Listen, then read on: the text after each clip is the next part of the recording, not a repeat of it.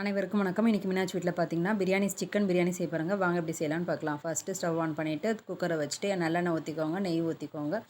அது காஞ்சதுக்கப்புறம் நம்ம பெருஞ்சீரகம், அதுக்கப்புறமா பட்டை, கிராம்பு, ஏலக்காய் எல்லாத்தையுமே போட்டு நல்லா வதக்குங்க. அது நல்லா வதங்கினதுக்கப்புறம் வெங்காயம், இஞ்சி பூண்டு பேஸ்ட்டு, பச்சை மிளகாய் இது எல்லாத்தையுமே போட்டு நல்லா வதக்குங்க. அது நல்லா வதங்கினதுக்கப்புறம் தக்காளி, புதினாவை போட்டு நல்லா வதக்குங்க. அது நல்லா வதங்கினதுக்கப்புறம் நம்ம கரம் மசாலா, மிளகுத்தூள், மிளகாய்த்தூள், அப்புறம் மஞ்சத்தூள் போட்டுட்டு கொஞ்சம் நல்லா வதக்குங்க. அது நல்லா வதங்கினதுக்கப்புறம் நம்ம தயிரை ஆட் பண்ணிவிட்டு சிக்கனையும் ஆட் பண்ணிவிட்டு சிக்கனுக்கு தேவையான அளவுக்கு உப்பையும் ஆட் பண்ணிவிட்டு நல்லா வதக்குங்க. இந்த கன்சிஸ்டன்சி வந்தோடனே ஆஃப் லெமனை பிழிஞ்சு விட்டுக்கோங்க.